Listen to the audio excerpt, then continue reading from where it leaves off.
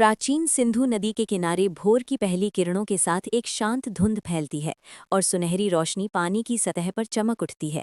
इसी नदी के तट पर कभी मानव इतिहास के सबसे प्राचीन महान नगरों में से एक मोहनजोदड़ो बसता था। आज यहाँ केवल जर्जर ईंटें और सुनसान गलियां बची हैं, जो बीते युग की कहानियां फुसफुसाती हैं।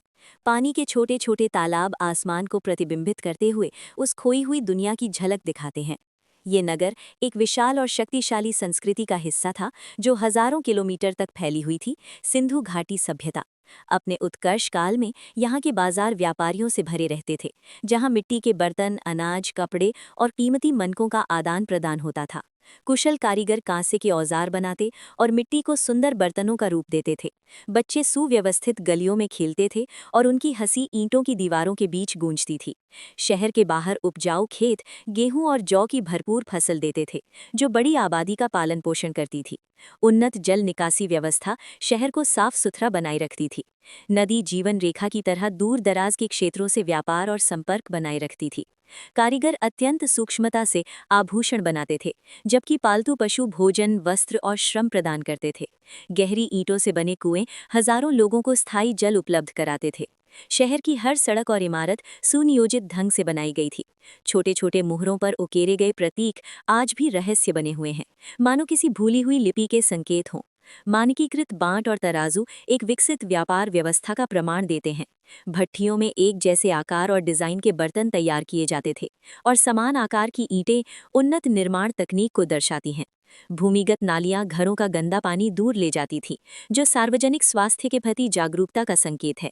छोटे से छोटे मनके भी अद्भुत कौशल से बनाए जाते थे, और व्यापार मार्ग दूरस्थ सभ्यताओं से इस नगर को जोड़ते थे। औजार दक्षता और टिकाऊपन के लिए बनाए गए थे, और लिखित प्रतीक प्रारंभिक संचार के प्रयासों को दर्शाते हैं। ऊपर से देखने पर शहर की ज्यामितीय बनावट एक सुव्यवस्थित समाज का प्रमाण देती है, लेकिन इतनी उन्नत सभ्यता भी प्रकृति की शक्तियों के आगे असहाय हो सकती है। विनाशकारी बाढ़ ने शायद इसकी सड़कों को डुबो दिया होगा। लंबे समय तक पड़े सूखे ने फसलों को नष्ट कर दिया होगा। नदी का मार्ग बदलने से शहर की नींव कमजोर पड़ गई होगी। परिवार अपने घर छोड़ने पर मजबूर हो गए, अपने साथ केवल जरूरी सामान लेकर। धूल भरी आंधियों और भूकंपों ने स्थिति को और गंभीर बना दिया होगा। बीमारियों ने भी जनसंख्या को कमजोर किया होगा। कभी चहल पहल से भरी गलियां धीरे धीरे शांत हो गईं। घर और कार्यशालाएं ऐसे छोड़ दी हैं मानो समय अचानक ठहर गया हो। सदियों के दौरान रेत और मिट्टी की परतों ने इस शहर को ढक लिया। आज जो बचा है वो केवल अवशेष हैं, जो अपने रहस्य अब भी छिपाए हुए हैं। जटिल नक्काशी वाली मुहरें व्यापार, पहचान या धार्मिक परंपराओं का संकेत देती हैं, जिन्हें हम पूरी तरह समझ नहीं पाए हैं। संग्रहालयों में सुरक्षित बर्तन, औजार और आभूषण उस समय के दैनिक जीवन की झलक दिखाते हैं। तारों भरे आकाश के नीचे ये खंडहर आज भी जीवंत प्रतीत होते हैं, मानो अतीत की गूंज अब भी हवा में तैर रही हो।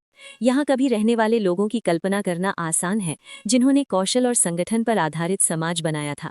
शहर की सटीक योजना एक अत्यंत सुनियोजित संस्कृति को दर्शाती है, और दूरस्थ क्षेत्रों से जुड़ाव विचारों और परंपराओं के आदान प्रदान को दर्शाता है।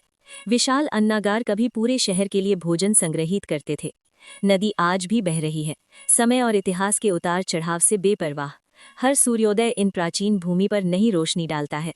यहाँ मिले औजार और मोहरे हड़प्पा सभ्यता की अद्भुत प्रतिभा और कौशल की गवाही देते हैं। खंडहर बनने के बाद भी मोहनजोदड़ो का विशाल स्वरूप विस्मय से भर देता है। प्रकृति ने बहुत कुछ वापस ले लिया है, लेकिन इस शहर की स्मृति अब भी जीवित है। मोहनजोदड़ो हमें याद दिलाता है कि सबसे उन्नत सभ्यताएं भी समय के साथ मिट सकती हैं, लेकिन उनकी विरासत, मानव इतिहास, संघर्ष और उपलब्धियों की कहानी को हमेशा जीवित रखती है।